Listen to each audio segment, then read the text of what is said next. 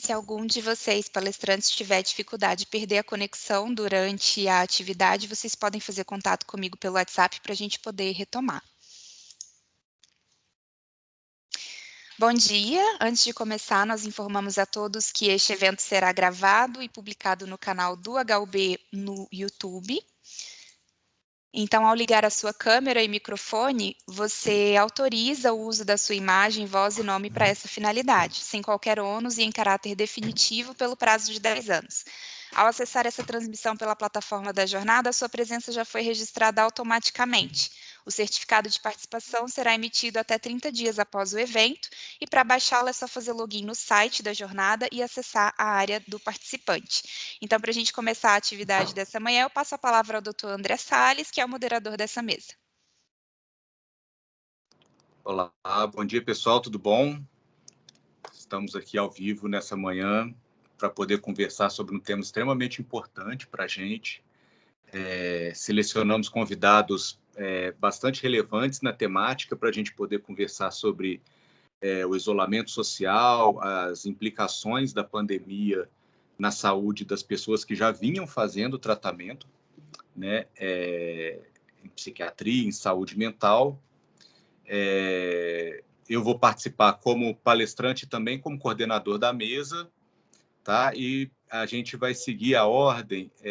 Vamos apresentar primeiro a Silvana, depois o Lucas e, por último, eu apresento para a gente poder abrir para o debate. Tá? Eu tinha separado aqui a apresentação de cada um dos palestrantes, mas eu achei mais interessante eles mesmos se apresentarem. Né? Silvana é professora aqui preceptora e professora do Hospital Universitário de Brasília.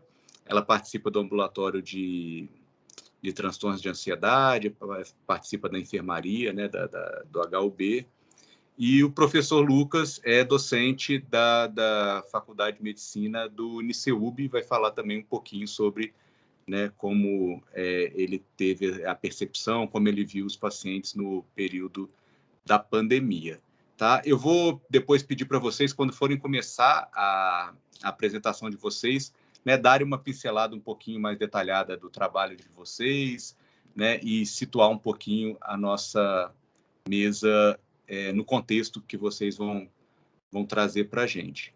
A gente pode começar com você, Silvana? Sim, com certeza. Bom dia. A Samira vai projetar para a gente e você pode ficar à vontade para se apresentar, para falar um pouquinho sobre você e para poder apresentar o que você trouxe para nós. Bom dia a todos. Muito obrigada pelo convite, né? Eu acho que essa oportunidade que a gente está tendo é uma oportunidade muito boa. E meu nome é Silvano, né? Eu atuo na psiquiatria tem 11 anos. E assim, nós vamos falar um pouquinho especificamente agora sobre a pandemia, né? Então, os meus slides não estão aparecendo. Alguém está vendo? Desculpa aí. Estão conseguindo ver? Aí, vai começar. Obrigada. Chegando. Então, assim, falar sobre mim, sou simplesmente a Silvana, faço o que eu gosto e a gente vai conversar um pouquinho, atuo na psiquiatria e gostaria de contribuir um pouquinho. O tema que eu escolhi para falar hoje é a saúde mental, né, e o tratamento em tempos de Covid-19 no Brasil especificamente. É um tema que a gente vai discutir um pouquinho agora. Eu passo aqui? Desculpa, gente, é a primeira vez estou aprendendo, mas acho que eu consigo passar. Acho que a Samira vai passar para você. Pode passar, então, já. Eu tenho que avisar ela. Samira, tem como passar? É porque está com um delayzinho, né? Mas... Tá, eu vou falar, então, sobre os slides mesmo. Já passou. Então, assim, nós temos algumas pesquisas, né, pesquisas recentes, na realidade essa pesquisa é do ano de 2020, que a gente consegue ver pela Organização Mundial de Saúde que 93% de todos os países, independente se é o Brasil ou não, interromperam os serviços de saúde mental durante a pandemia do Covid-19. E assim, realidade é essa que, apesar de ter sido difícil, eu creio que no momento inicial foi sim necessária, porque a pandemia não teve como. Tudo, quando começou, a gente teve que direcionar todos os serviços de saúde para socorrer nessas pessoas que foram vítimas do Covid-19. mas, enfim, a gente vai lidar com a realidade que a gente tem agora. Então, 93%, ou seja, um número muito alto. Pode passar, Samir.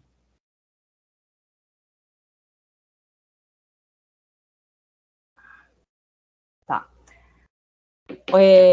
Esse é um estudo agora, inclusive, publicado nesse ano, no ano de 2021, ele relata que o agravamento dos sintomas psiquiátricos durante a pandemia do Covid-19 foi alarmante, né? É uma situação que a gente já esperava, mas agora nós temos dados relatados. Pode passar, por favor. Relatados não, comprovados. Aqui eu coloquei só uma exposição breve, já que, assim, a aula vai ser baseada principalmente no... A aula não, né, gente? A nossa conversa vai ser baseada na realidade do Brasil, para a gente ter uma ideia de como é que funciona, né? Nós temos um site, na realidade, uma plataforma, que o nome é Tabnet, e, assim, são registrados dentro desse sistema consultas, atendimentos de emergências, digamos assim, os principais diagnósticos, não só dentro da saúde mental, é um sistema global que o nosso Sistema Único de Saúde tem para que a gente possa, para que o governo possa, digamos assim, fazer um panorama global e que a gente possa entender a nossa realidade da saúde, tá bom? É só para a gente ter uma ideia de como é que são colhidos os dados, como é que as pessoas conseguem captar. Entre março e agosto de 2020, é uma coisa que eu achei interessante de colocar, que a gente observou, né, esse corte, a gente observou que cerca de 28% a menos de consultas ambulatoriais foram observadas em saúde mental. Aí a pessoa vai falar assim, como assim? No começo da pandemia, 28% de consultas a menos. Isso aconteceu, gente, porque realmente os serviços se fecharam, não teve como. No começo, assim, tudo se fechou. Inclusive aqui dentro do HUB, do Hospital Universitário, a gente pôde presenciar. Os ambulatórios realmente tiveram que ser fechados, não só na saúde mental, e nós, profissionais, fomos deslocados a atender as necessidades de outros setores, né?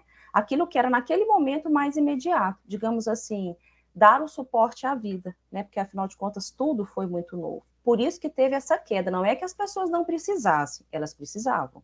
Mas, infelizmente, as consultas ambulatoriais foram fechadas. E quando a gente vai observar no slide, foram aproximadamente 471.448 indivíduos com atendimento literalmente suspenso, sem saber o que aconteceu, sem ser avisado, enfim, mas a gente vai seguir, né? Pode, assim, eu coloquei aqui, para a gente ter uma ideia, aqui também esse estudo recente, publicado no ano de 2021, agora, a gente pode perceber que as consultas em grupo, elas tiveram uma redução de 68%, né? E as hospitalizações psiquiátricas de 33%. O que a gente pode entender diante desse dado? Consultas em grupo, o que acontece? Não tem como, a gente tem as aglomerações, a gente tinha aquele contato físico tão interessante e tão importante que é nessa área da saúde mental, mas que infelizmente teve que ser suspenso, né? Então, assim, uma novidade para todo mundo. E aí você vai falar assim, mas as hospitalizações psiquiátricas acabaram reduzindo, mesmo que as pessoas precisassem de uma assistência. Sim, elas acabaram reduzindo porque as pessoas não conseguiam chegar até esse serviço. Né? Então, assim, as pessoas muitas vezes estavam em casa, estavam, digamos assim, nos seus lares, e elas não tinham acesso, porque, assim, muitas vezes o ambulatório é a porta, mas o ambulatório foi fechado. E eu não digo só o ambulatório, gente, assim, geral, a gente tem os serviços de atenção psicossocial, tudo foi fechado, e não só na saúde mental, na realidade em todos os setores, né? Então, enfim, por isso que as internações diminuíram. As pessoas até estavam precisando mais, mas não existiu acesso, né? A gente vai ver aqui na frente como é que esse acesso foi possível nesses momentos iniciais, né? Aí eu coloquei aqui, que por outro lado, as consultas de emergência em saúde mental e o atendimento domiciliar acabaram por aumentar. Por quê? Porque os locais de emergência, literalmente, as portas de atendimento, os prontos-socorros, é que realmente passaram a funcionar. No caso aqui, por exemplo, passaram a funcionar, não, nunca pararam de funcionar, né? Por exemplo, aqui em Brasília, a gente tem o Hospital São Vicente de Paulo, nós temos o Hospital de Base. Então, assim, houve uma superlotação nesses locais. E o que a gente conseguia fazer era literalmente ajudar naquele momento, de repente, assim, estabilizar, mas, assim, ficou muito cheio, não teve como, porque era o que tinha, era o que o ser humano, dentro da assistência do Sistema Único de Saúde, tinha para procurar. Então, assim, houve-se uma superlotação, com certeza. E foi difícil tanto para os pacientes quanto para nós, profissionais que estamos atuando na área, porque era o que a gente tinha naquele momento, né? E aí eu coloquei aqui também atendimentos domiciliares, né? Então, assim, acabaram aumentando um pouco. Por quê? Porque era como se fosse uma maneira mais, assim, segura, digamos assim, do paciente ser assistido. Mas, por exemplo, atendimento domiciliar, a gente sabe que é uma realidade rara, principalmente dentro da saúde mental, porque muita gente não tem acesso, né? Enfim, foi o que a gente pôde observar. Aí eu coloquei aqui, falando dentro do tratamento, o que a gente pôde observar em termos de solução. Em termos de solução, diante dessas medidas de isolamento, a telesaúde, né, é uma das principais estratégias gratuitas, né, e disponíveis para promover rapidamente o acesso aos cuidados de saúde, né, e mitigar, entre aspas, essa falta de assistência. Porque a gente vai ver, inclusive no próximo slide, o porquê que a gente não conseguiu atingir a telesaúde para muitas pessoas.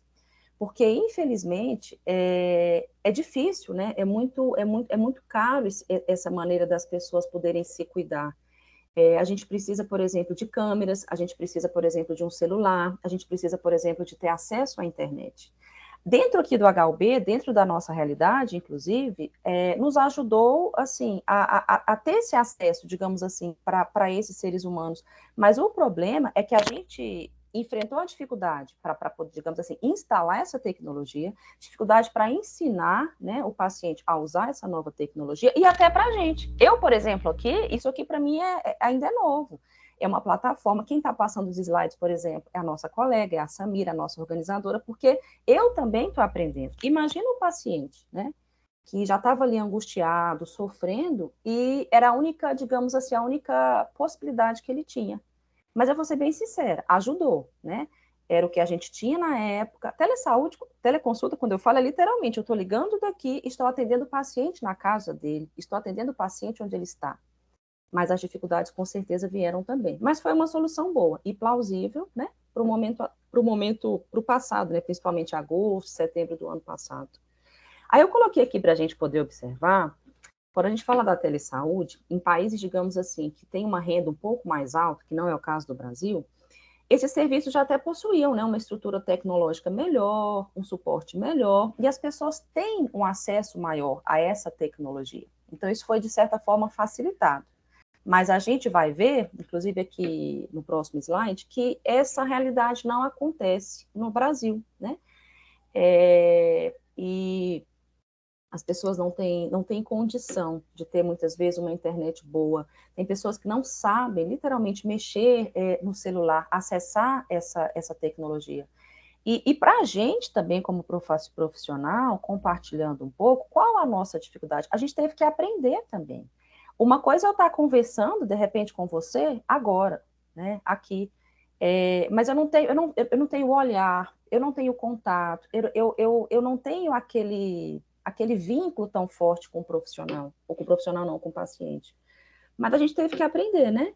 E pode passar o próximo slide, por favor. Aí aqui, entrando especificamente no Brasil, né, em outros países, o Brasil é um país de baixa renda, né, e assim, a escassez de recursos financeiros, estrutura tecnológica é enorme. Eu estou falando aqui dentro da saúde, mas assim, a educação também precisou de câmeras, ou seja, todo mundo precisou. Esse isolamento mudou a vida de todo mundo, então assim, foi uma solução encontrada. Mas uma coisa importante de se falar, inclusive, atualmente, aqui, por exemplo, no hospital universitário, a gente está retomando os atendimentos presenciais. Mas o que eu observei? Que nesse período aí de mais ou menos 1 ano e meio, muita gente simplesmente desapareceu. E agora que eles estão voltando a buscar ajuda. Por quê? Porque eles não tiveram esse acesso, né? Mas, enfim, foi uma oportunidade que a gente aprendeu e que eu não sei se vai acabar, né? Mas foi uma boa solução, só que não para todos. Então é isso, eu queria mais dar esse depoimento, né, nessa situação que a gente passou, fico à disposição para as perguntas, e eu tenho certeza que a gente vai sair dessa, só que enfrentando essas barreiras. Muito obrigada. Valeu, Silvana. Obrigado por você ter trazido um pouco do panorama nacional, né, de tudo que a gente vivenciou e um pouco também do panorama local aí do HUB, da nossa experiência de ter que migrar para a telesaúde de uma maneira bem abrupta, mas que, né, foi o viável, assim. Eu vou Exatamente. pedir para o pessoal, eu não estou conseguindo ver o chat, então, quando a gente for partir para o debate, quem quiser participar, favor levantar a mão, que aí eu vou fazendo a inscrição de vocês, tá? Mas antes disso, vamos passar a palavra para o Lucas vai se apresentar e vai trazer um pouco também da vivência dele, um pouco dos estudos que ele fez durante a pandemia. Prazer, Lucas, fica à vontade.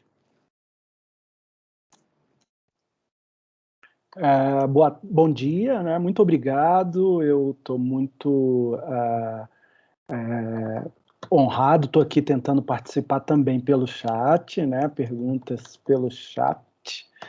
Então, por favor, vamos interagir. Quem quiser fazer alguma pergunta enquanto eu estiver falando, né? Eu gostaria, antes de continuar meus agradecimentos, quantos minutos eu tenho para poder me organizar aí no meu tempo? A gente está programando 15 minutos por participante. Certo, ótimo. Ótimo. Então, vou colocar aqui o meu timer, né? Para a gente conseguir respeitar esse tempo, né? Então, continuando, queria agradecer, né, o convite, esse convite, né, feito por pessoas que são muito caras para mim, né? As pessoas que me convidaram e fico especialmente agradecido pelo André estar aqui, né, o doutor André fazendo, né, esse papel, né, de coordenador e de estar recebendo, porque o André, embora acho que ele não sabe, né, ele faz parte dessa minha trajetória. Então, estou te agradecendo, André, mas também estou contando a minha história, né? Então, eu sou psiquiatra já há 20 anos, né? Não queria, né, falar da idade, mas assim, nesses 20 anos, durante 10 anos eu trabalhei exclusivamente com serviço público, né? E há 10 anos eu saí do serviço público e iniciei o trabalho exclusivo no serviço privado, né? Então, hoje, eu estou há 10 anos exclusivamente trabalhando no serviço privado, e aí é onde entra, né, o André, que foi o primeiro profissional, né, como gestor de uma clínica, né, uma clínica que eu tenho muito carinho, né? O André, ele era o diretor dessa clínica. Então, André, você faz parte, né, dessa história quando eu saio do serviço público e vou para o serviço privado, né? E, de alguma maneira, essa minha passagem foi motivada, né, um pouco não pela crise pandêmica, mas por uma crise em saúde pública, né? Então, eu trabalhava nesse período na Secretaria de Saúde, no Hospital de Sobradinho, e me vi, né, lá no Hospital de Sobradinho, onde tinham 5 psiquiatras, né? Eu me vi como o único psiquiatra, né? Por diversos motivos, os profissionais precisaram sair, e eu me senti sobrecarregado, né? Realmente era uma quantidade de demanda, né, que eu recebi neste local, em que eu fiquei preocupado com a minha saúde, né? Foi a motivação dessa migração. Eu falei, olha, eu, né, tenho 10 anos de como psiquiatra e fiquei preocupado, né, com o panorama que eu estava, de alguma maneira, antevendo, né, de caos, né? Então, eu fico imaginando e respeito os profissionais dos serviços públicos que precisaram se ver nessas circunstâncias pandêmicas, né? Porque antes dessa pandemia, a carência de recursos, de profissionais e também de profissionalização da gestão já apontavam um caos, né? E nessa circunstância pandêmica, esse caos, né, certamente né, se agravou e apontando aí.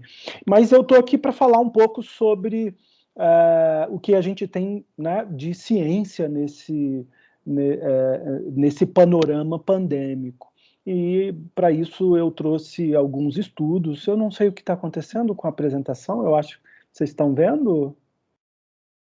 Ela apontou Sim, aí, mas depois... estamos vendo. Sim. Ela está na parte inicial, no título. Eu não estou vendo, para mim deu tela preta aqui, eu não estou vendo. Bipolaridade Covid-19 está aparecendo.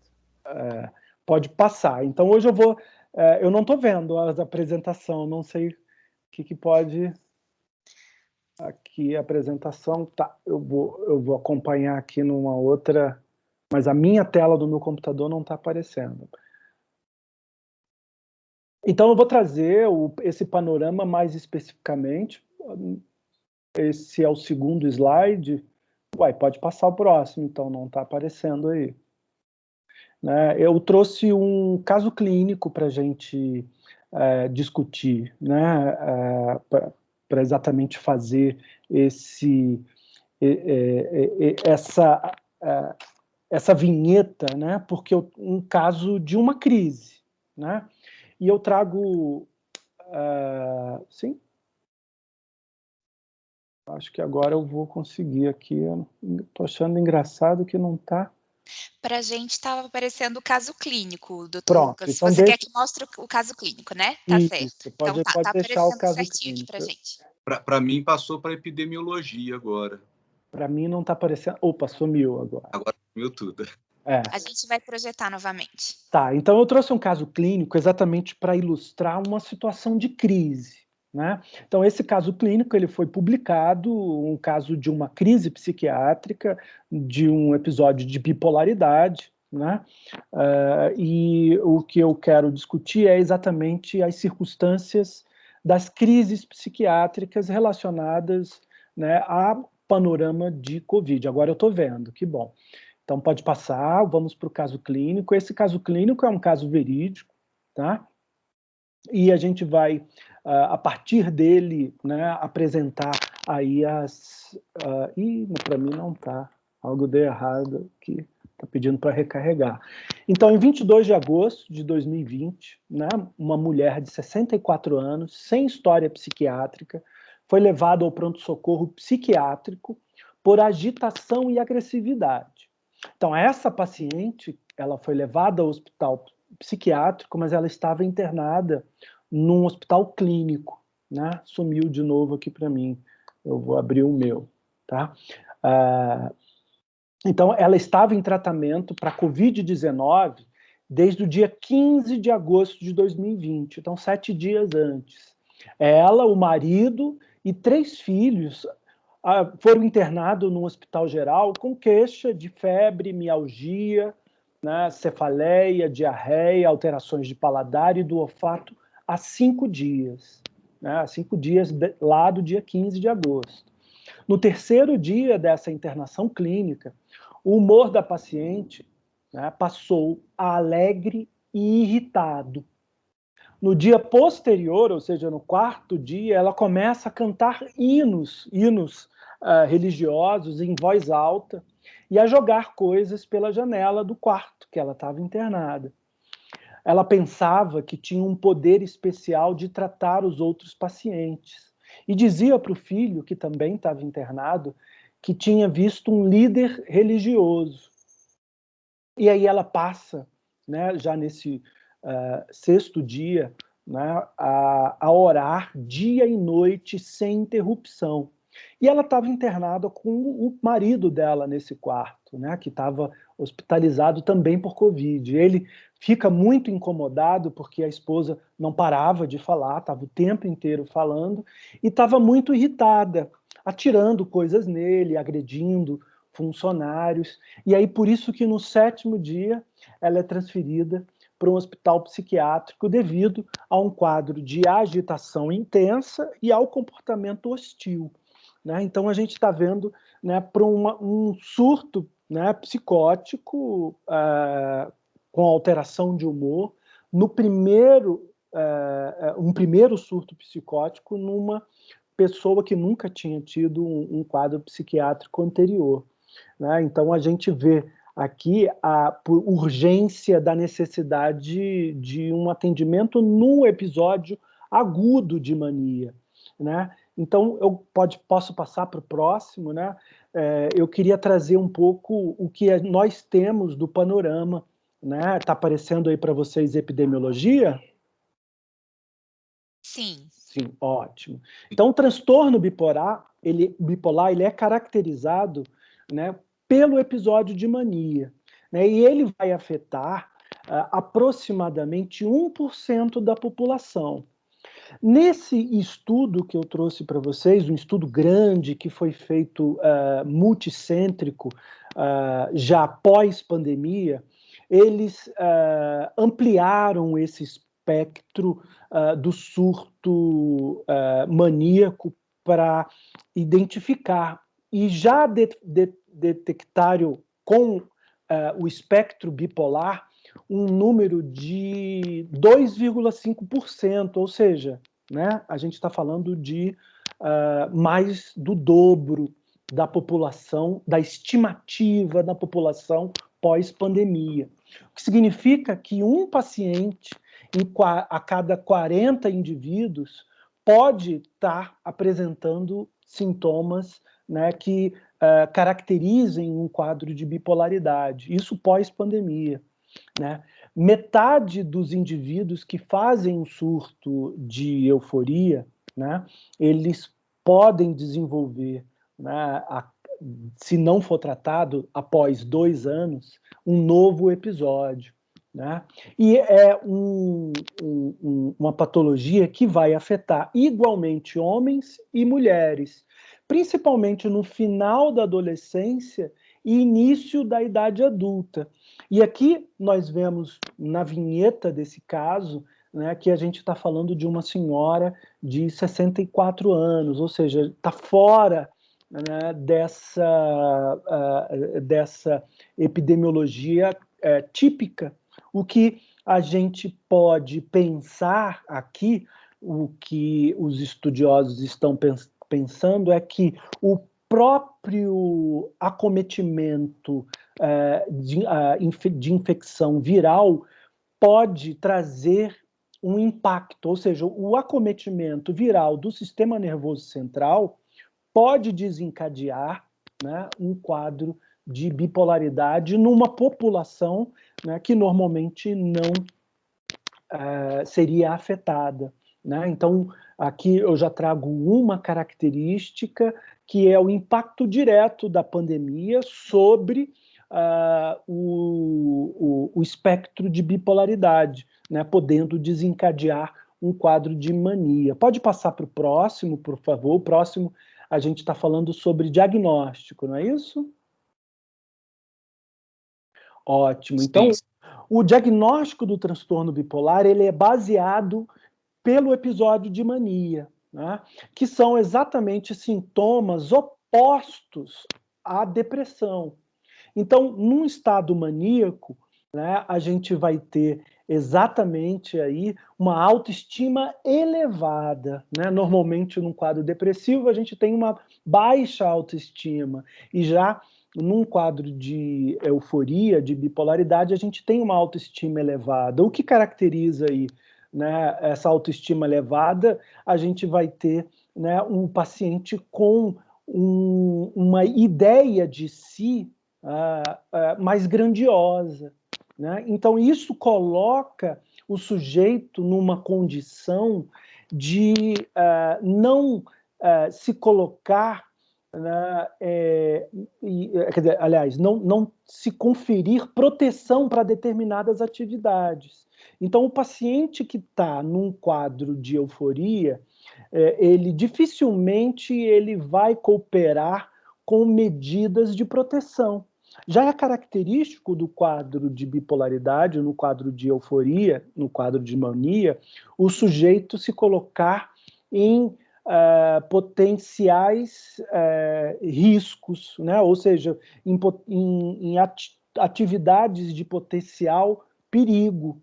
Então, a gente vai ver uma certa característica de onipotência, principalmente frente ao risco de contaminação, né? Então, a gente vai ver que boa parte dos pacientes em estado de euforia, eles não vão estar obedecendo às normas de afastamento, as normas de proteção, né? Eles vão estar mais reticentes e resistentes, porque ele não tem medo, provavelmente achando, né, por essa autoestima elevada, que ele é imune ao vírus, que ele, se tiver a contaminação, não vai ter uma forma grave, vai poder, né, ter uma reação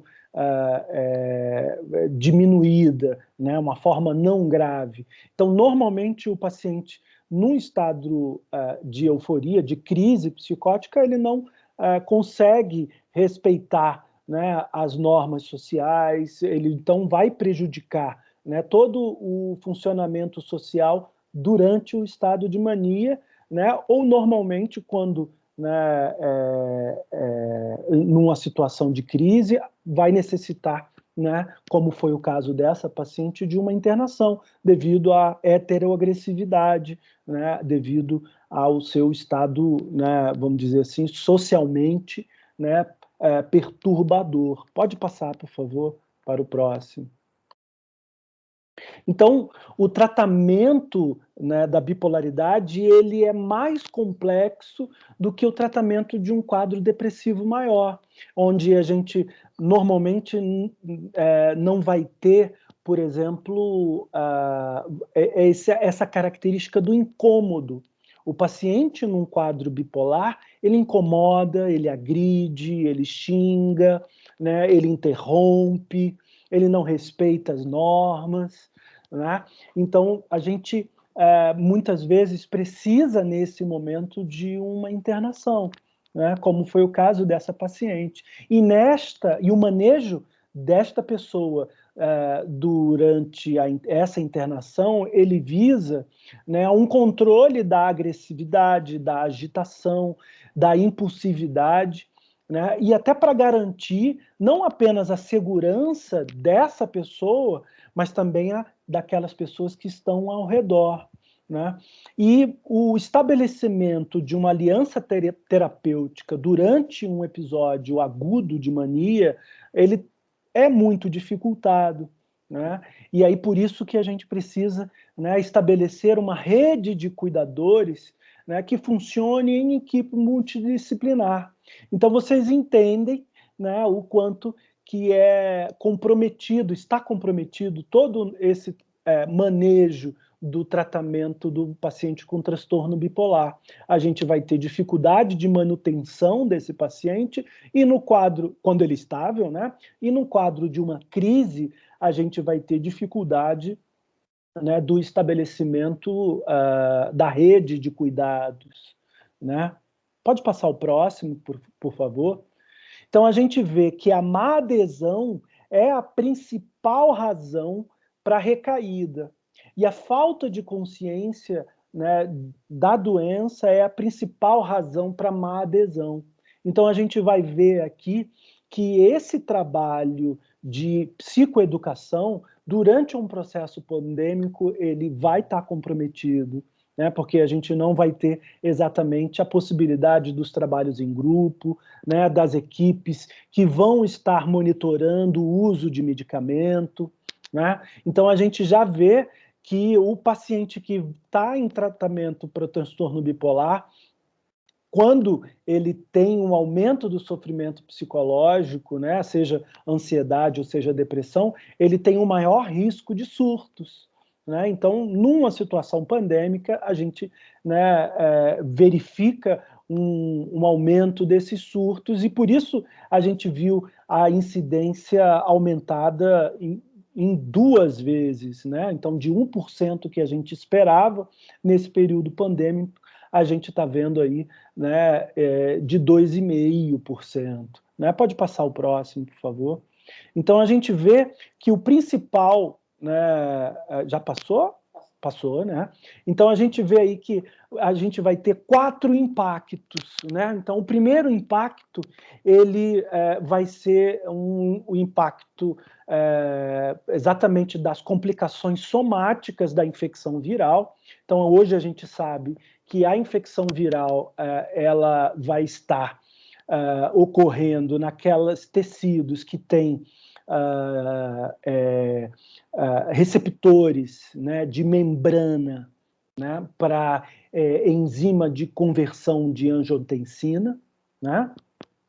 E a gente vai ter principalmente, né, no sistema cardíaco e no sistema respiratório, mas também vamos ter, né, uma densidade razoável, né, desses receptores no sistema nervoso central, o que acarreta uma infecção do sistema nervoso central direta do vírus, levando aí a um aumento da atividade inflamatória nervosa, né, no sistema nervoso, e esse aumento de atividade inflamatória já é entendido como sendo uma das causas de um quadro de euforia, né, de um quadro, né, de mania. A gente vai ver uma hiperatividade do sistema nervoso central e um aumento, né, de interleucinas, né, durante um surto de euforia, ou seja, uma maior atividade, né, inflamatória nervosa. Então, o próprio vírus levando a isso, e então a gente vê o impacto, né, direto do vírus. A gente também vê, né, a diminuição do acesso aos serviços especializados, como foi bem demonstrado, né, pela professora Silvana, né, que, por sua vez, vão aumentar o risco de toxicidade relacionado ao uso de medicamentos, né, ou ao uso subterapêutico, ou até mesmo a interrupção do tratamento.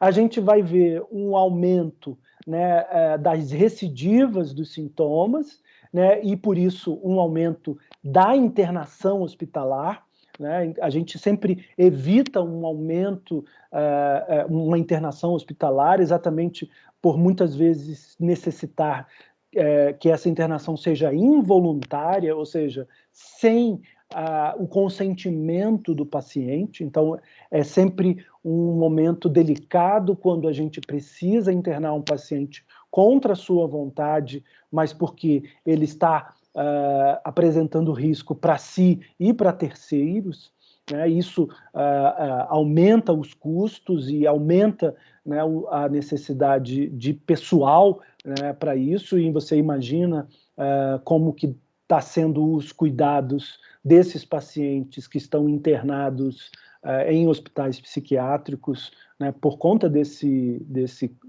risco, né?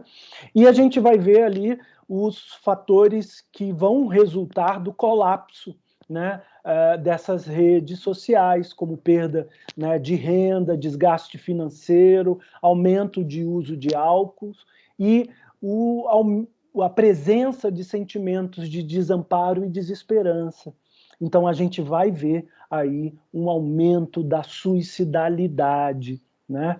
Então, a gente tem já evidências, né, do aumento de episódios de suicídio, porque essa população de bipolaridade, que tem bipolaridade por conta desse descontrole de pulso, dos impulsos, ela é a população que apresenta maior risco, né? Então, os impactos sobre essa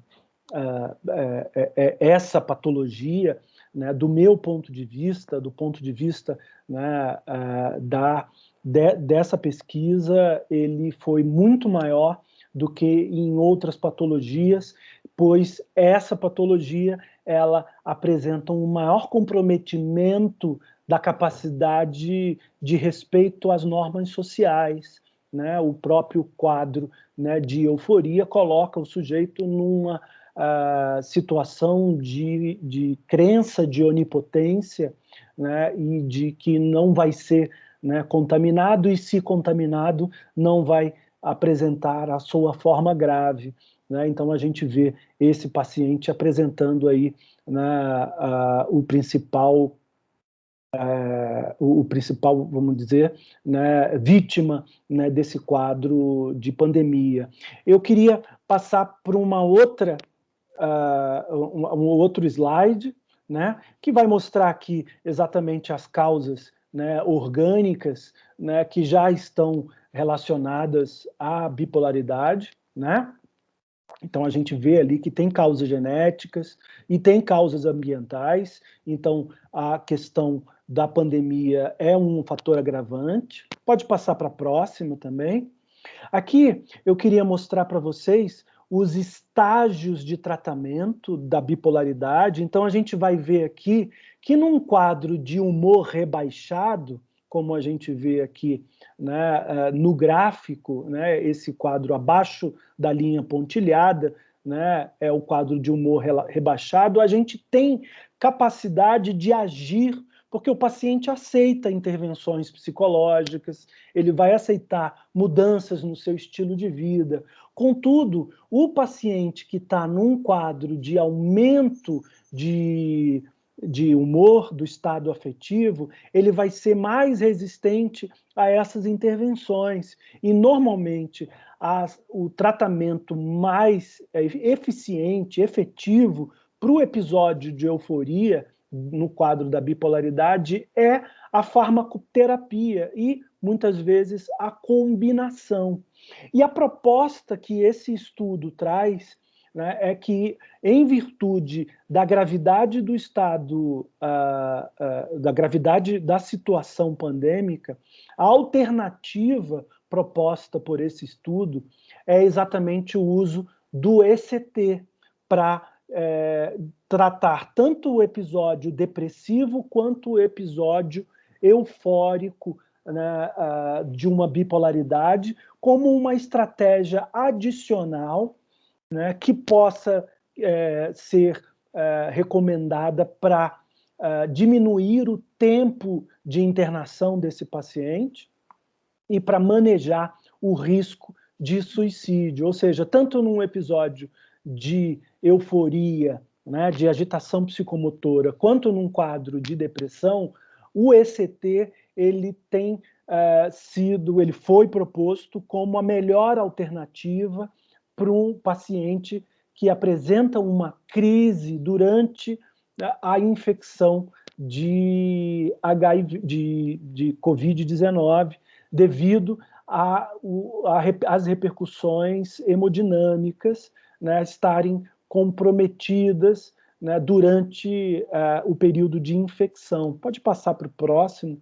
Né? Então, a gente vai ver, né, que o uso, né, de tratamentos mistos durante o episódio de mania, né, ou seja, medicamentoso, né, psicoterápico e de neuromodulação, ele foi, né, mais eficiente, né, para esbatimento de sintomas e endereçamento de alta do paciente.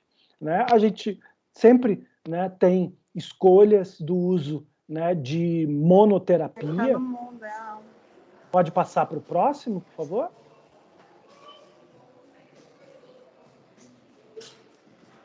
Alô? Choices. Então, a gente tem as escolhas do uso, né, de antipsicóticos de primeira geração, associados, né, a estabilizadores de humor, né, o lítio e o valproato, né, para esses quadros de psicose e agitação. Contudo, a gente vê aqui um tempo de ação, né, mais prolongado, um tempo, vamos lá, de esbatimento do estado eufórico mais prolongado. E por isso, pode passar o próximo, por favor, a gente pode fazer, né, a combinação, né, dessas medicações, ou o próximo, o uso do ECT. Né? E aqui a gente vai ter o ECT, né, sendo comparado, né, os tipos de ECT, né, relacionados aos efeitos cognitivos, efeitos colaterais cognitivos. Né? Então, a eficácia aumenta, né, se eu faço um pulso né, bitemporal em relação ao bifrontal, em relação ao unilateral, contudo, os efeitos colaterais cognitivos, né, eles também aumentam, né? Então, por isso que a gente, né, nesses quadros, o estudo verificou que o uso, né, para esbatimento de uma crise, né, de bipolaridade, né, a melhor indicação seria, né, o ECT, né, de pulsos breves, né, de meio milissegundo a 1 milissegundo, unilateralmente, diminuindo assim o efeito colateral, né, de déficit cognitivo. Eu queria passar para o penúltimo slide, né, em que vai resumir ali os 4 impactos da pandemia, né, e as medidas para mitigar, né? Então, o impacto direto, né, é o impacto exatamente da infecção, né, e do aumento da mortalidade nesses pacientes que fazem uso de diversas medicações, que são mais suscetíveis à infecção. Então, acesso a equipamento preventivo, né, considerar a necessidade de isolamento desses pacientes, né, e a educação, né. O segundo estágio é a restrição, né, aos serviços médicos, né, e as medicações serem, né, tóxicas e precisarem de controles séricos, no caso do lítio, por exemplo, no paciente bipolar. Então, as medidas de mitigação vão ser exatamente, né, o uso da telemedicina, o uso da tecnologia, mas também a gente pode utilizar aqui, né, atendimentos domiciliares, equipes, né, para coleta de medicação domiciliar. Então, aqui o trabalho de matriciamento com as equipes de saúde da família, né, para regulação e checagem do uso dessas medicações, né, vão ser muito importantes. Para interromper, né, para aqueles pacientes que interromperam, né, o tratamento, né, além do uso da tecnologia, né, a gente recomenda aí, né, uma boa relação médico-paciente com o médico de família, né, e também se utilizar, né, de monitoramento de riscos, estratificações de riscos, aqui o uso, né, de escalas, né, de risco para esses pacientes que têm, né, um alto risco de entrar em surto, né, e as consequências pelo atraso da abordagem, né. Então, a gente recomenda aqui, né, exatamente a promoção, né, do reengajamento ao tratamento clínico, né, e o envolvimento de serviços sociais, né, além, né, de das propostas de atendimento da telemedicina, né? Então, eu agradeço aqui, pode passar para o último slide, né? Mostro aqui a referência, foi um estudo muito grande, multicêntrico, tivemos aqui no Brasil participando a equipe de São Paulo e de Santa Catarina, né, onde fez um levantamento de todas as pesquisas que foram publicadas após a pandemia de Covid-19, né, que relacionavam, né, a população com transtorno bipolar, e esse estudo ele traz, né, todos esses estudos e traz aí uma proposta de intervenção para mitigar as consequências da pandemia para essa população que apresenta risco, né, de surto psicótico e crise aguda, que normalmente necessita de internação psiquiátrica. Então, eu agradeço a atenção de vocês e fico disponível para, né, a gente conversar e tirar dúvidas. Muito obrigado. Maravilha, Lucas. Excelente palestra, foi muito enriquecedora mesmo. Engraçado, eu estava tentando entrar um pouquinho antes aqui para a gente poder bater um papo, né, para a gente poder lembrar um pouco esse período de interseção que a gente teve nas nossas jornadas, né? Você estava vindo para a clínica mais particular, eu também estava vindo para Brasília na época. Foi um período muito bom, realmente é um local que eu também não estou mais trabalhando, né, mas tenho um carinho muito grande lá pela clínica, pelas pessoas que passaram, né, que estão lá ainda. Foi um momento muito bacana aí da vida. A Silvana vai ter que sair agora às 11h30, e aí eu queria saber se alguém tem alguma pergunta específica para a Silvana, para a gente poder liberar ela. Quem tiver, por favor, pode levantar a mão.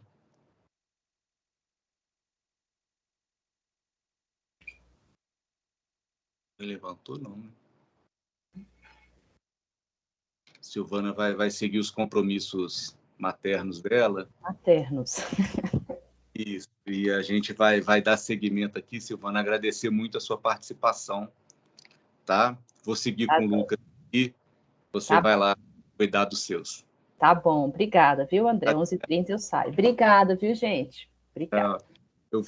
Vocês querem fazer alguma pergunta, alguma coisa, aproveitar nessa temática que o Lucas trouxe sobre, né, o Covid-19, implicando aí nos casos de transtorno bipolar, agudização de quadros, né? André, tem uma pergunta aqui da Carla Ferreira Lessa, né? Ela pergunta se seria uma condição de superego, né? Eu imagino, foi uma pergunta interessante, né? Bom, bom, eu não sou psicanalista para responder essa pergunta, porque essa divisão, né, entre ego, superego e id, ou inconsciente, né, é de uma concepção da psicanálise. Mas eu, claro, não vou me furtar a respondê-la, porque é uma pergunta muito interessante. Então, o que a psicanálise, né, freudiana estipula? Me perdoem os psicanalistas, mas até onde eu sei, o superego é uma instância, né, que costuma trazer a crítica, a repressão, né?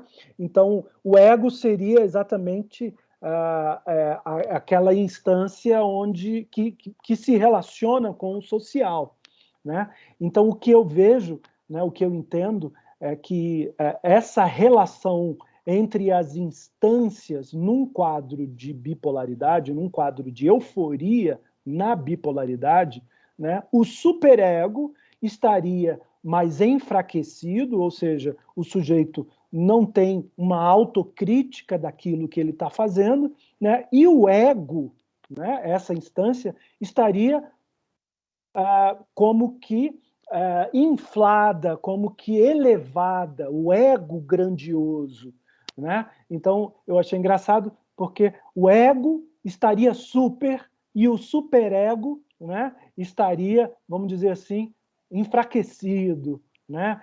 Então, seria um ego, né, muito poderoso e um superego muito enfraquecido, de maneira em que o sujeito não consegue fazer uma reflexão sobre os seus atos, né, sobre as suas condições, sobre as suas limitações, né? Então, frequentemente, o paciente em estado de euforia, ele se sente onipotente, ele se sente poderoso, ele se sente um super-herói, então, provavelmente, ele não aceita, né, a condição de ser uma pessoa em risco de se contaminar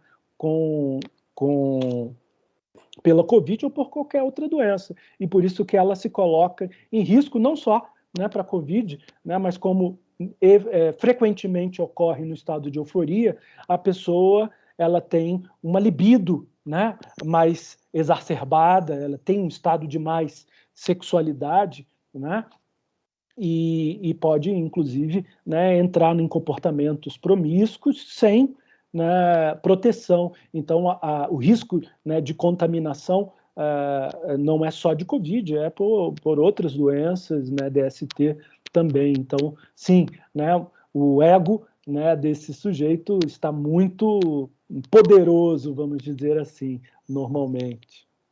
Não sei se respondi, a Carla está aqui agradecendo, né, a pergunta. Acho que é por aí, sim. Acho que né, essa ideia do ego alto, né, poderoso, e o superego um pouco mais enfraquecido, né, casa muito bem com a ideia mesmo do quadro de mania. Né? Beleza, gente. Samira, você tem como passar para mim o slide? Sim, o Marco vai projetar para a gente e aí ele vai passando para você. Tá, joia. Obrigadão.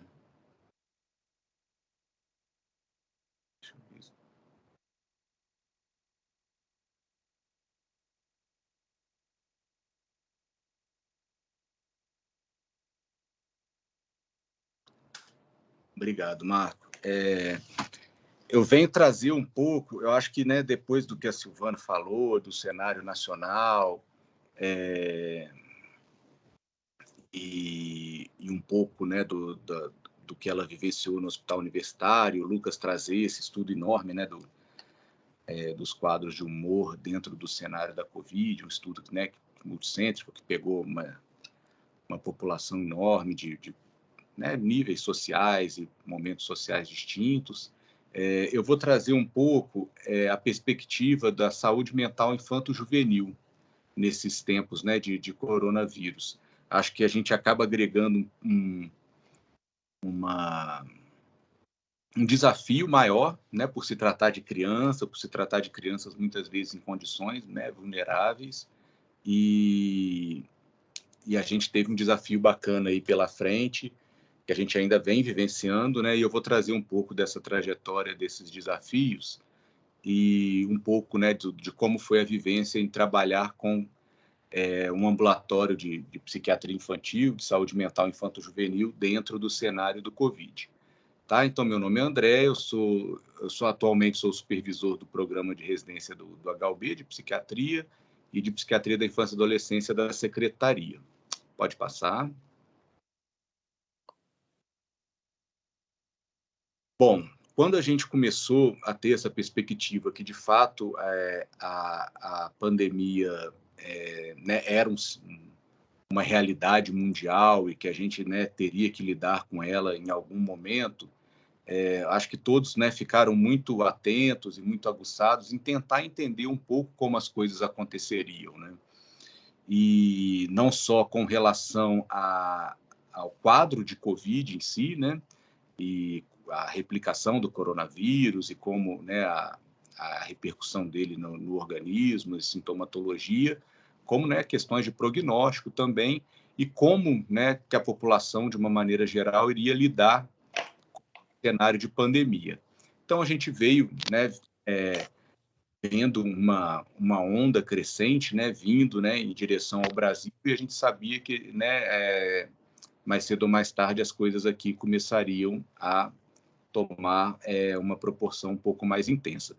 Então, o primeiro estudo, assim, a primeira contato que eu tive com uma situação de saúde mental, de psiquiatria relacionada especificamente à pandemia de Covid, foi essa aula que a a Associação Americana de Psiquiatria deu. Foi uma aula, né, de certa forma precoce. Eles deram essa aula em março de 2020, né, para poder justamente tentar homogeneizar o entendimento e como lidar com a situação de pandemia, né, num cenário aí novo, né, para a grande maioria dos profissionais. Acho que praticamente todos os profissionais estavam lidando pela primeira vez com a magnitude, né, de uma pandemia como a gente está lidando. Então, eles trouxeram um pouco a realidade, né, e os estudos que eles têm sobre situações de catástrofe, fazendo um paralelo um pouco entre situações de catástrofe e adequando ao contexto da pandemia de Covid-19, mas tentando trazer, né, como a população e como as ações de saúde pública deveriam proceder para poder minimizar e para poder equacionar algumas dificuldades que já eram previstas dentro de um cenário de catástrofe. Né? Esse gráfico é um gráfico americano, eles têm né, uma praticidade um pouco maior em lidar com situações de terremoto, com situações de catástrofe de outras ordens, até mesmo catástrofes ligadas à guerra e a terrorismo. Então, eles trouxeram, né, um paralelo entre esse tipo de perspectiva e a perspectiva da pandemia como uma forma de organização de serviço, de organização de proposta, de cuidado e organização também de entendimento público.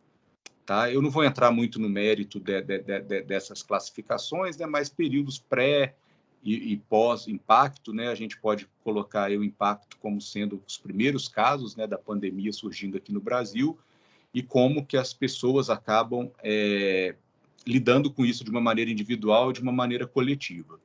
Pode passar.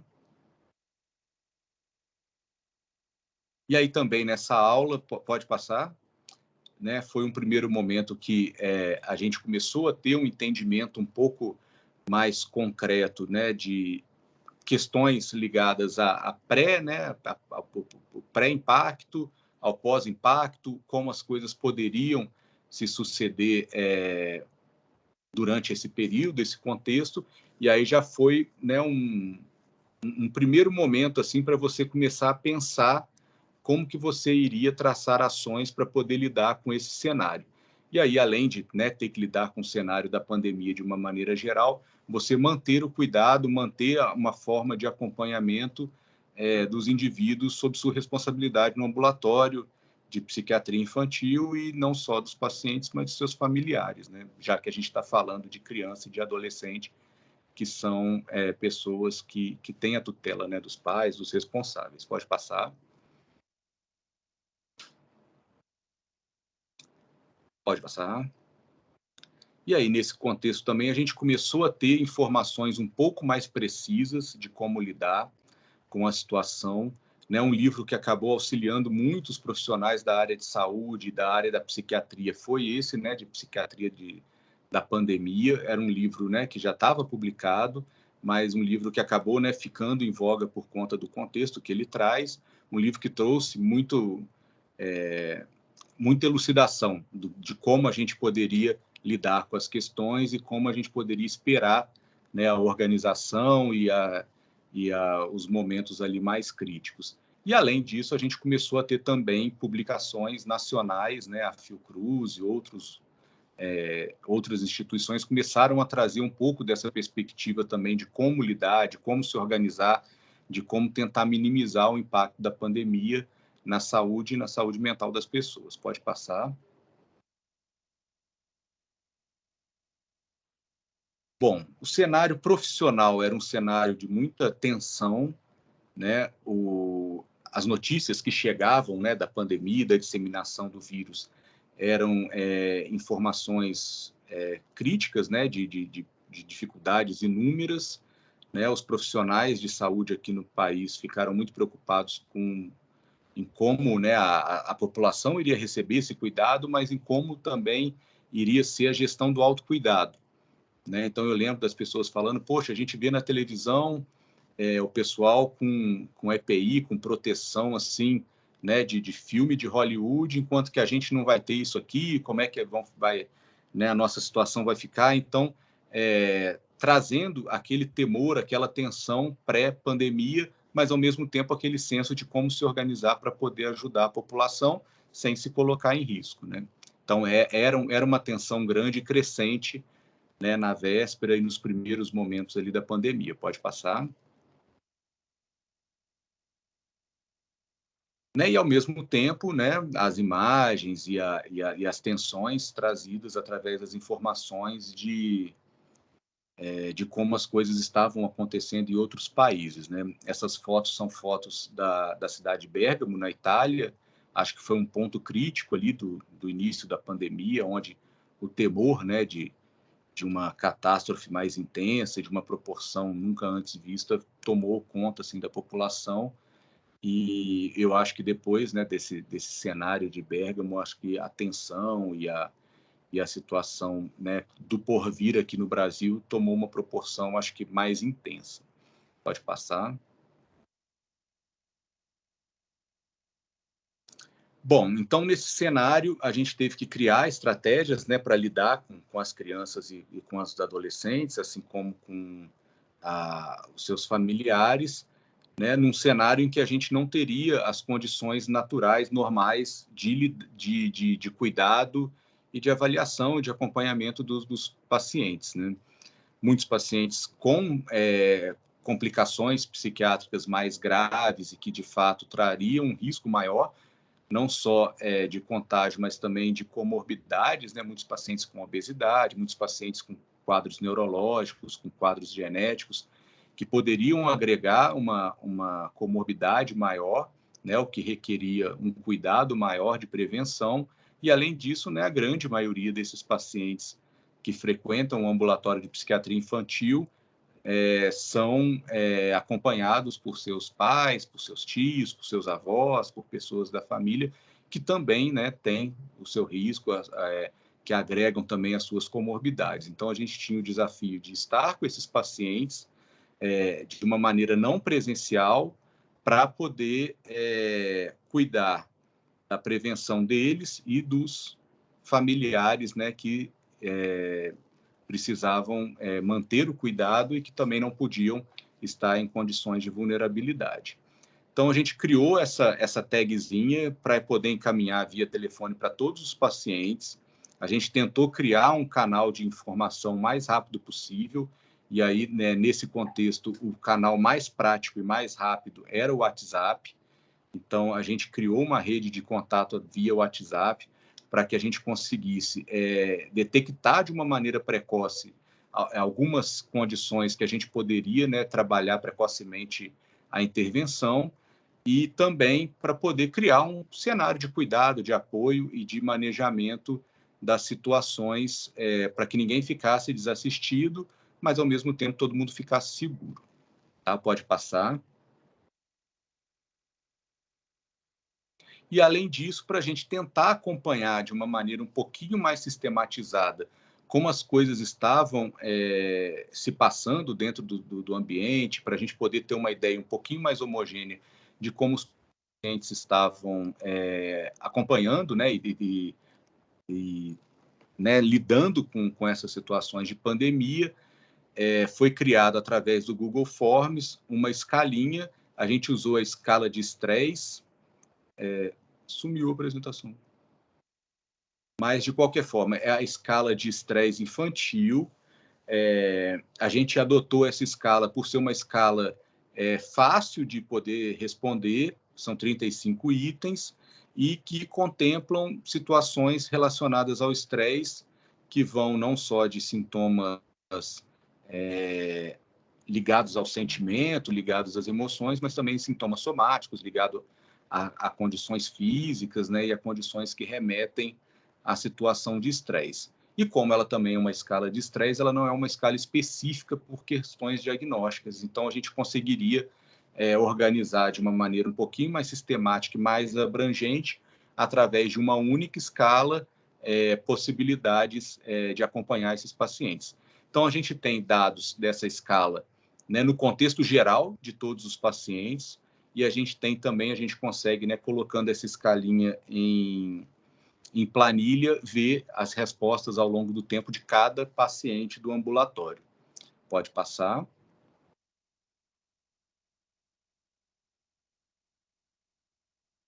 Tá? E, além disso, a gente criou estratégias, criou mecanismos de poder fazer uma comunicação com os pacientes e com seus familiares, e aí acabou que a gente foi reunindo, né, ao longo da pandemia, muitas informações de como lidar com determinadas situações, e acabou que não só essas informações do ambulatório de psiquiatria infantil, mas também das informações, né, e do contexto colhido pela pediatria, foi criado um documento que foi até publicado pela Sociedade Brasileira de Pediatria para falar, né, um pouco dos adolescentes, mas também das crianças nos tempos de coronavírus, onde a gente conseguiu colocar essas informações que a gente foi sistematizando ao longo da pandemia de uma maneira organizada para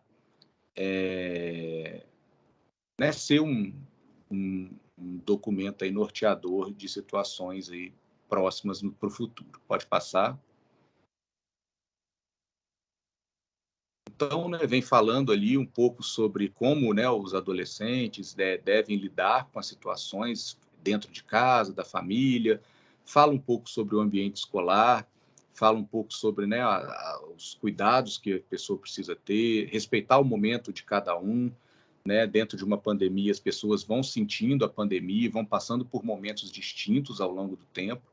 Então, lembrar que, né, a família passa por um contexto, mas que cada indivíduo da família também tem o seu contexto, tem o seu momento.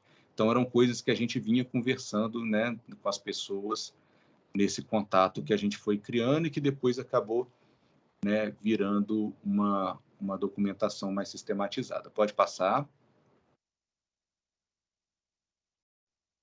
Tá? Eu não vou ver especificamente cada um desses temas, mas falava um pouco, né, de relação com a escola, de relação com a organização das atividades dentro de casa, né, os pais, muitos fazendo teletrabalho, os alunos, né, fazendo as aulas online, então organizar o cenário para que todos consigam desempenhar suas funções bem. Então, eram assuntos que a gente vinha conversando, né, ao longo da pandemia e assuntos que a gente vinha trazendo também dessas várias publicações que foram aparecendo ao longo da pandemia. Pode passar. Né, o uso de internet, o uso das redes sociais também no contexto da pandemia, um tema muito importante que tem trazido um impacto significativo, né, nessa retomada dos ambulatórios. Muitas crianças, né, com tempo de tela enorme, muitas crianças mais próximas de jogos e de redes sociais do que das atividades educacionais. Então, é uma questão que tem sido bastante pertinente e importante no contexto de saúde mental infanto-juvenil. Pode passar.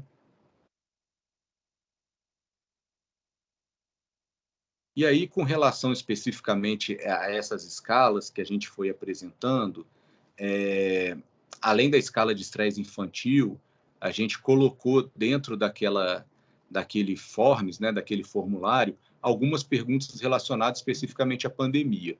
Então, a gente formulou 5 perguntas relacionadas à pandemia, mais a escala de estresse infantil, e a gente, né, mensalmente ou a cada 2 meses, mandava para o pessoal responder, para a gente poder ir acompanhando como é que estavam as questões. Então, essas perguntas relacionadas à pandemia em si do Covid-19, né, se você tinha medo de algum familiar ter Covid, se você tinha medo de contrair a doença, se você tinha medo, né, da sua família, os profissionais, das pessoas perderem emprego, perderem renda, a gente foi aplicando isso. Eu trouxe os gráficos como eles aparecem no formulário.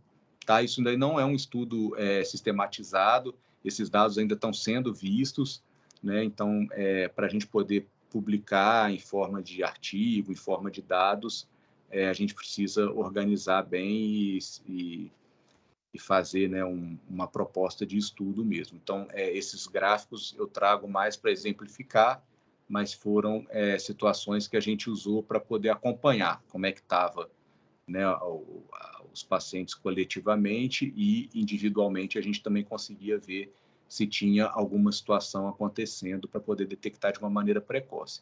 Então, a gente vê que ao longo da pandemia, né, principalmente aí o sempre e o bastante variaram ao longo do tempo para algumas perguntas. Essa pergunta de familiar ter Covid, né, a gente vê como sempre uma proporção ali acima de 50%, né, de preocupação entre os pacientes, e, né, se justifica, né, pelo fato, né, da gravidade, do potencial risco, né, da infecção pelo Covid. Então, isso trazia, né, agregava um estresse grande para a população do ambulatório de psiquiatria infantil. Pode passar.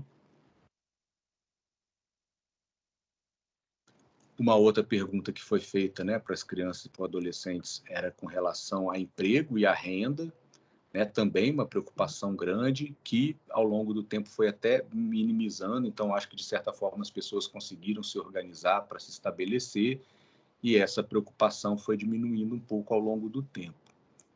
Pode passar.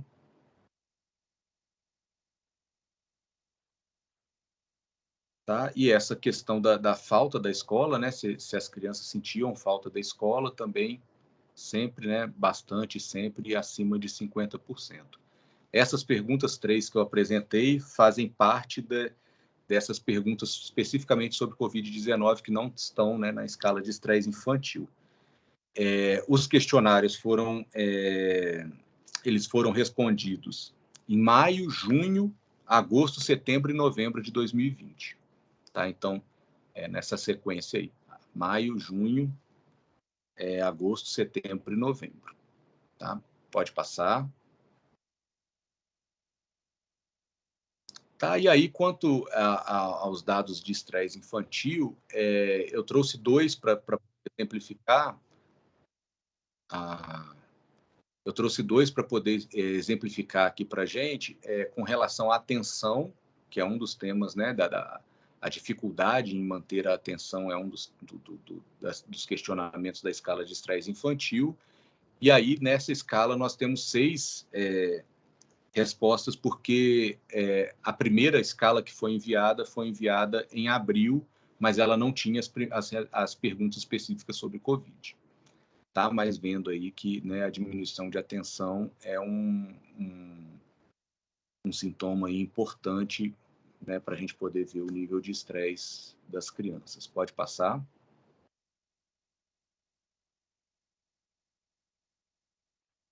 Né? E da mesma forma, a preocupação de que algo ruim possa acontecer, né, também mostrando aí, né, uma certa prevalência aí aumentada pro muito, né, pro bastante, pro muito, e isso de certa forma foi diminuindo ao longo da pandemia. Eu acho que as pessoas, né, foram se organizando, foram conseguindo se adequar. De certa forma, o medo, né, e a insegurança reduziram um pouquinho ao longo do tempo. Pode passar. E é isso, gente. Para concluir, pode passar o próximo.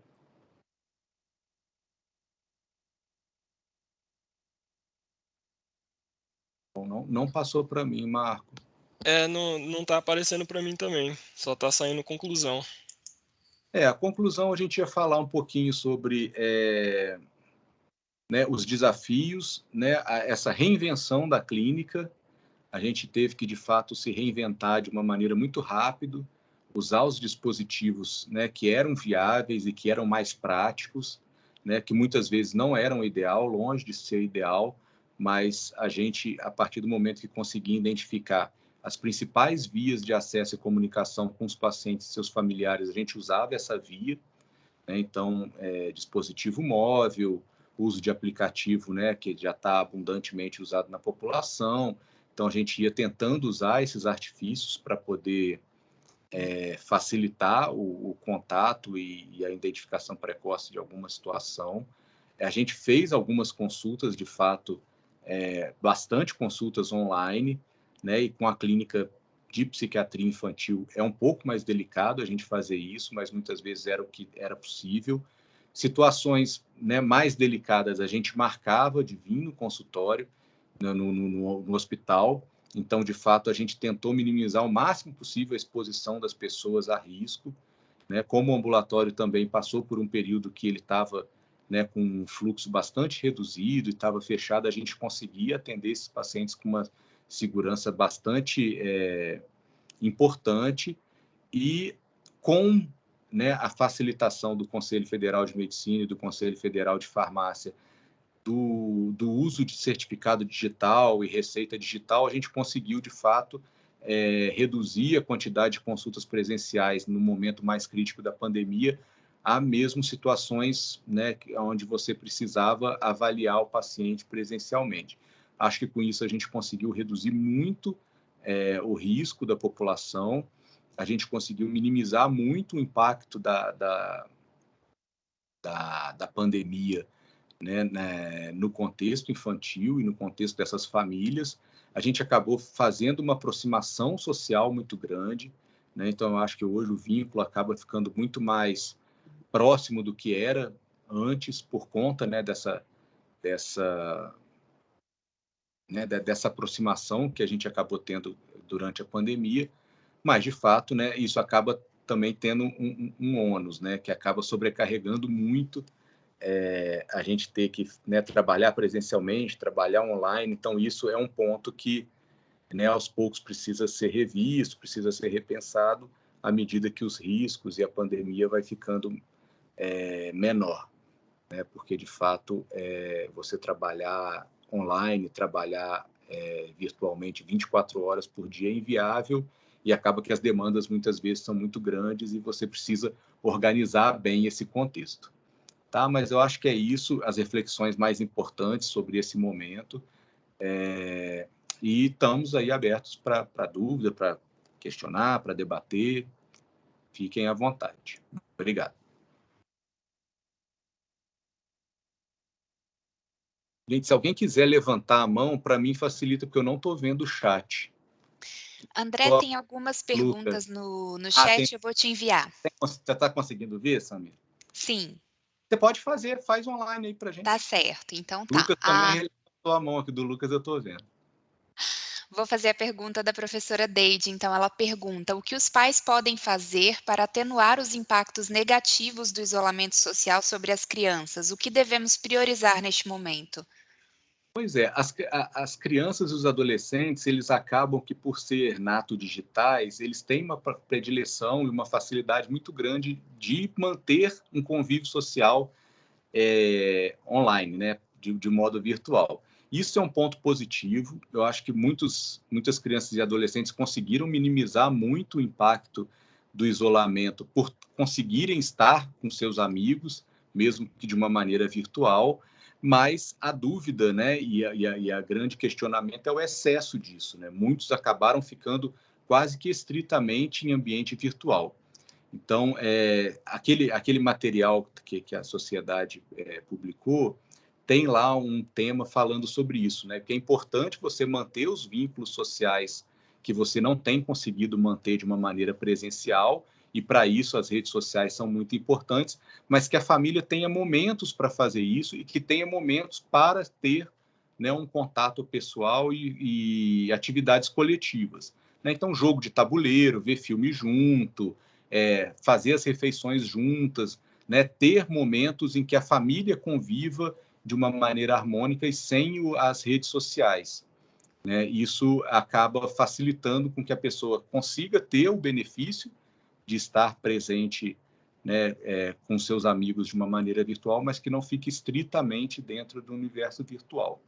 Então, né, ter essa rotina. E aí vale para as crianças, vale para os pais também, né, que acabam também, dentro do teletrabalho, muitas vezes extrapolando o tempo de tela, o tempo de contato por rede social e, né, ficam em segundo plano o contato presencial ali, principalmente, né, no momento mais restrito da pandemia, com os familiares mais próximos.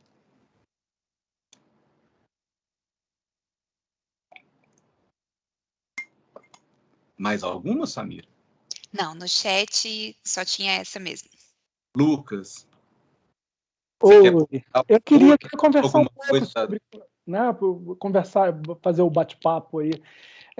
Então, como, né, você trouxe exatamente, a Silvana também, né, as saídas, né, para mitigar os serviços fechados, as restrições impostas pela Covid, né, a telesaúde, a busca ativa, né?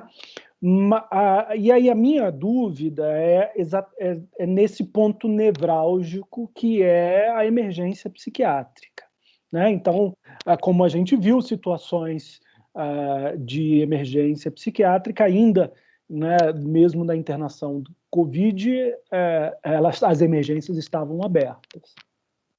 Mas quando se fala de criança e adolescente, a gente vê uma carência maior, né? Então, na tua experiência nesse período, como foi o fluxo de atendimento de urgência e emergência psiquiátrica para criança e adolescente? Aqui no DF, os quadros de emergência psiquiátrica até 12 anos de idade, eles são vistos pela pediatria, né, pela emergência pediátrica do hospital de referência. E de 12 a 18 anos, a referência é o hospital de base. De fato, os pacientes que já estavam em acompanhamento, né, isso são dados preliminares, assim, mas me parece que esses conseguiram se organizar um pouco melhor dentro do contexto pandêmico. E quando precisava de alguma situação mais crítica, conseguiam um acesso mais rápido, né? As situações emergenciais de quem não tinha um contato com o serviço, né, de saúde mental prévio, de fato ficou um pouco mais difícil, né, por conta das restrições. Mas, mesmo dentro desse contexto, as emergências psiquiátricas estavam funcionando e né, da melhor maneira possível, e, né, o aumento de casos foi natural num segundo e num terceiro momento. No primeiro momento, por conta das restrições e as inseguranças, de fato, as emergências diminuíram um pouco, mas isso não necessariamente porque, de fato, não tinha emergência, né? Talvez as pessoas tentassem lidar de uma outra maneira para não ter que procurar um serviço de saúde, mas, aos poucos, né, as pessoas precisaram entrar em contato, e essas pessoas que não estavam em acompanhamento acabaram tendo uma dificuldade um pouco maior mesmo de acesso. Os serviços de saúde mental no DF não fecharam, né? Eles muitas vezes foram reorganizados por conta do teletrabalho de alguns profissionais, né? Principalmente os profissionais que tinham alguma comorbidade, mas eles mantiveram a porta aberta durante todo o período de pandemia, que também facilitou um pouco o acesso de situações um pouco mais graves.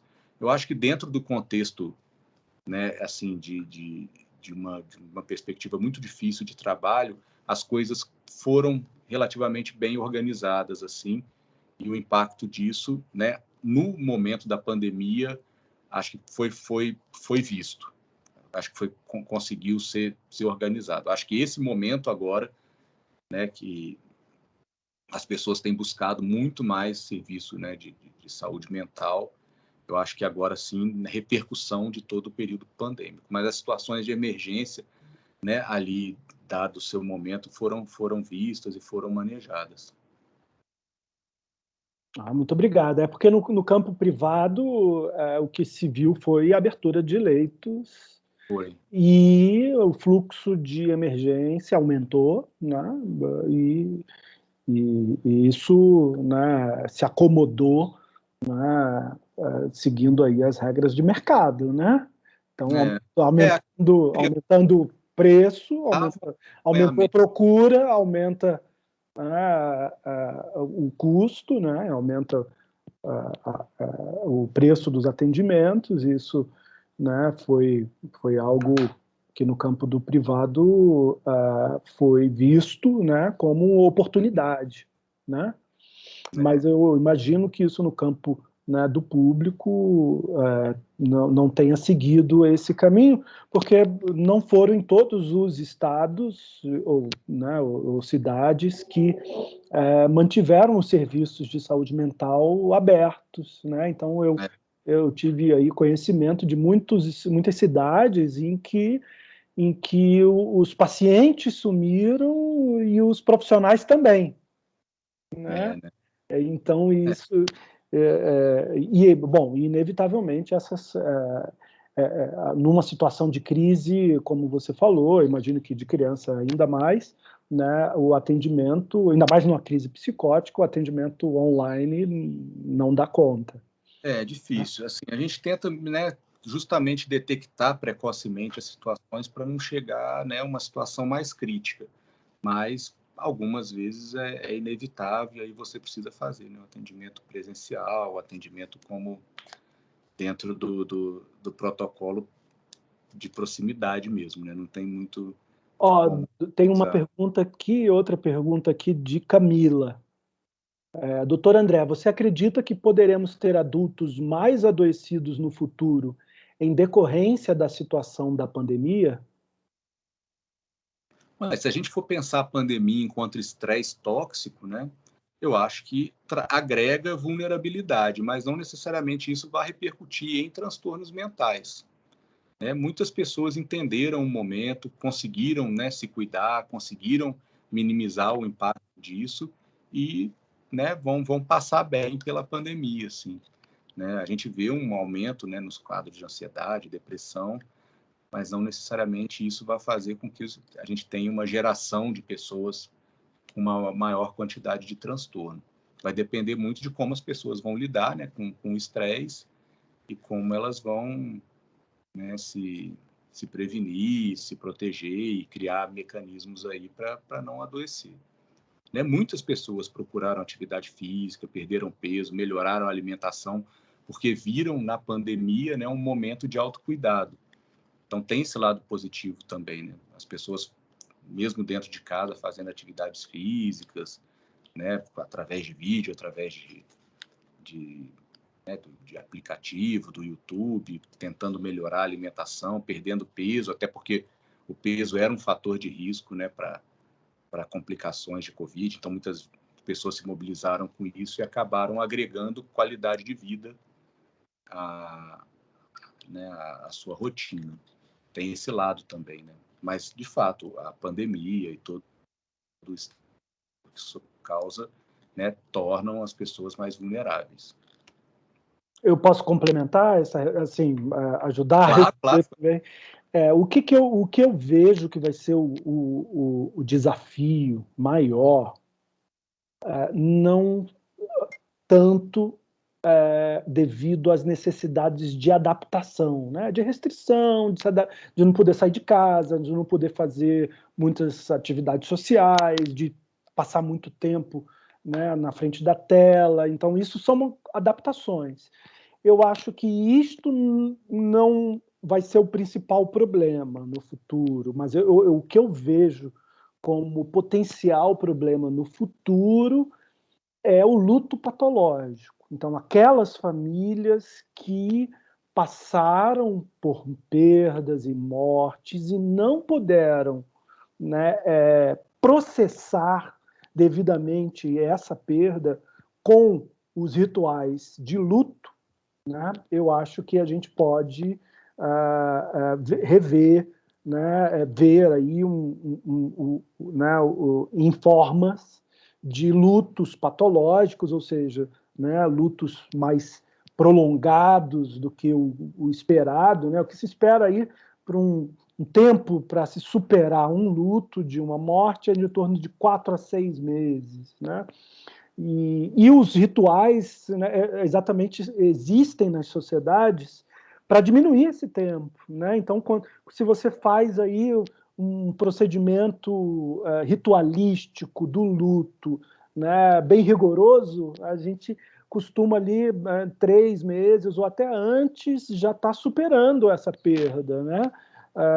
Agora, né, quando você vê culturas que não processam essa perda ou, como a pandemia colocou, impedem, né, esse processamento, né, ritualístico, a gente vai ter consequências aí ou de luto patológico ou até mesmo, né, dependendo naquelas famílias que houve perdas de familiares, né, consideráveis, né, 2, 3, de transtorno de estresse pós-traumático, né? Então, eu vejo que a gente pode ter essas consequências no futuro em virtude de luto patológico ou transtorno de estresse pós-traumático por conta da ameaça, né? Quando ela é muito próxima, né? Essa ameaça, isso pode trazer uma consequência. E aí, né, as medidas para diminuir isso são exatamente a intervenção precoce, né?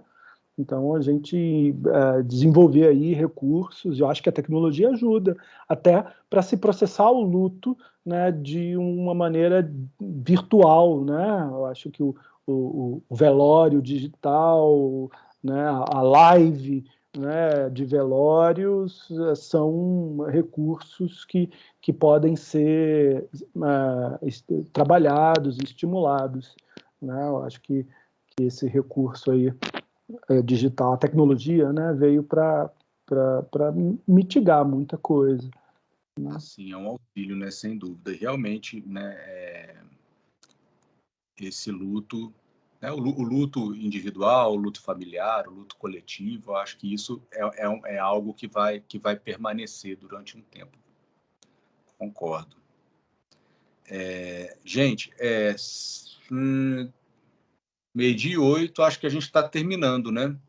A nossa mesa, extremamente proveitosa. Foi um prazer enorme estar aqui com o Lucas, te rever, né, Lucas? Prazer enorme.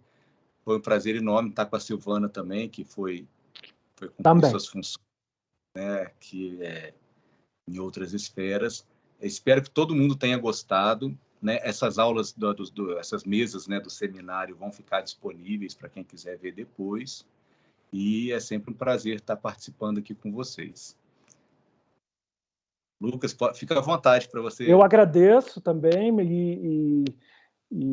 e essa, né, para mim, essa participação virtual, ela foi um dos recursos, né, para diminuir essa nossa sensação de isolamento, né, e de solidão, né, e aumentei bastante, né, eu era bem restrito, né, gostava e incentivava mais as participações presenciais, mas precisamos nos adaptar a essa nova circunstância, mas também, né, gostaria, né, que, à medida do possível, a gente retornasse, né, para as atividades de corpo presente, né, eu acredito que no porque futuro são diferentes, né?